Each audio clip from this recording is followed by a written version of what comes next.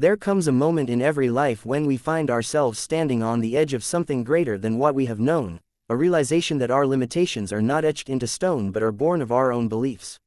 Mind over matter is more than a title, it is a spiritual call to awaken to the incredible power that lies within our thoughts, our focus, and our capacity to shape the very fabric of our reality.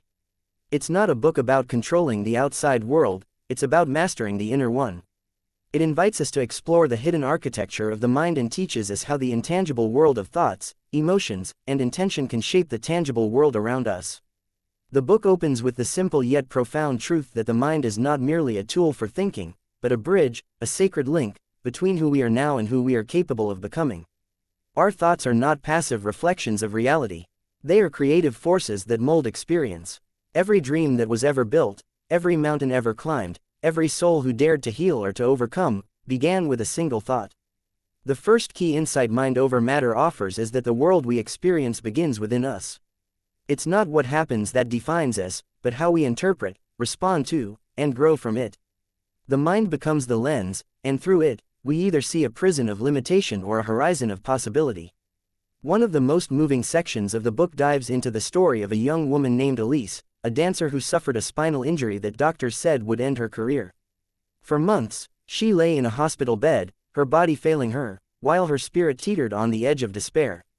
But Elise refused to surrender her identity to the prognosis. She began visualizing herself dancing every night in her mind.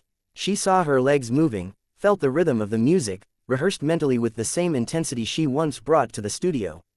Her doctors called it wishful thinking, but Elise called it training. After a year, against all odds, she walked again. And later, she danced, not just as a physical feat, but as a testimony to the power of intention. Her story serves as a living example that the mind, when focused with clarity and fueled by belief, can turn impossibilities into milestones. The book invites us to examine our beliefs, for they are the scripts running beneath the surface of our daily lives. We often underestimate the grip of silent, inherited beliefs: I'm not good enough, success isn't for people like me, change is too hard. These ideas become like foggy glass, distorting how we see ourselves and the world. Mind over matter teaches that we are not obligated to accept every thought as truth. Instead, we are called to become conscious authors of our own narrative. Through mindfulness, affirmations, and emotional honesty, the book guides us to challenge, reframe, and ultimately replace limiting beliefs with empowering ones. But belief is only one part of the equation. The book also speaks deeply about emotion, not as weakness, but as energy. Our emotions, it says, are the language of the soul. When we feel joy, peace, or gratitude, we align our frequency with abundance. When we carry resentment, fear, or shame, we vibrate at levels that draw more of the same. The concept is simple but life-changing: what we feel, we attract. This is not magical thinking, it's energetic alignment. Real-life stories throughout the book illustrate this vividly. One such tale is of a man named Darren who lost everything in a financial crash. Instead of sinking into bitterness, he chose to approach each day with thankfulness for the smallest things: a warm meal, a stranger's smile, a sunrise. Within a year, he not only rebuilt his life but found a deeper sense of meaning. Darren didn't change the world around him first. He changed the emotional climate within himself, and the external began to reflect that shift. Mind over matter does not promise a life without pain. Rather, it acknowledges that hardship is part of the human experience.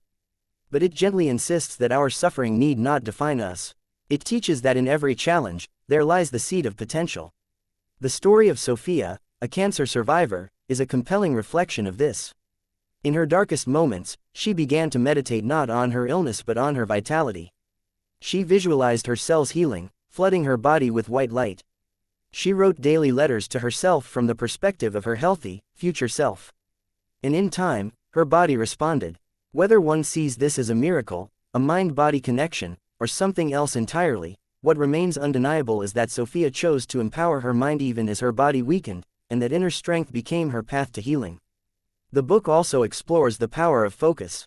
In an age of constant distraction, learning to focus our mental energy is a revolutionary act. Focus, as described here, is not just about attention, it's about intention. It's choosing where to place your consciousness and keeping it there with discipline. Just like a magnifying glass can channel sunlight to ignite fire, our focus, when sustained, can light up possibilities that once seemed out of reach. The author shares techniques such as mental visualization, daily affirmations, breathing exercises, and gratitude rituals, all designed to help us reclaim the wandering mind and anchor it to what truly matters. Another profound lesson in the book is the sacred relationship between thought and action. Thinking alone is not enough. We must marry our thoughts with effort. Mind over matter does not mean wishful passivity, it means aligning your inner world so deeply with your goal that your actions naturally begin to follow. The mind prepares the soil, but it is through action that we plant and nurture the seeds. Many readers have resonated with the story of Luis, a formerly overweight man who visualized himself as an athlete every morning before even stepping into a gym. Over months, this mental identity shift translated into physical changes, healthier choices, consistent workouts, better sleep. The body began to reflect the mind. As the book moves towards its final chapters, it offers a beautiful message about self-compassion.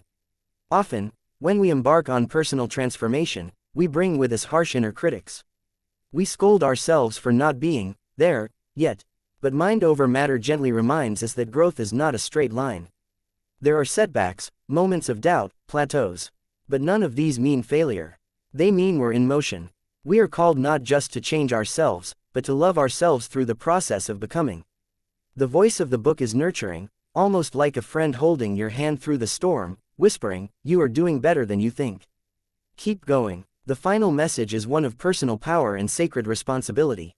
Once we realize that our thoughts, emotions, and beliefs shape our world, we can no longer live unconsciously.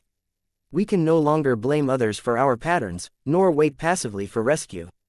The mirror is turned inward, and in that reflection, we find both the problem and the solution. But rather than feel overwhelmed, we are inspired. Because the power has always been ours. We are not at the mercy of circumstance. We are creators, architects, spiritual artists, painting our lives with the colors of our consciousness. In the end, mind over matter leaves us not just with knowledge, but with a calling, to live awake, to think deliberately, to feel deeply, and to act with aligned purpose.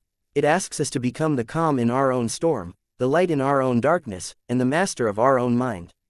The external world may twist and shift, but within us lies a still point, a sacred space where all change begins. From that space, everything becomes possible. Let these teachings settle in your heart. Let them guide your next breath, your next choice, your next morning. You have within you the power to rise, to heal, to create. The matter is not greater than the mind. And your mind, when nourished with truth, belief, and courage, is limitless.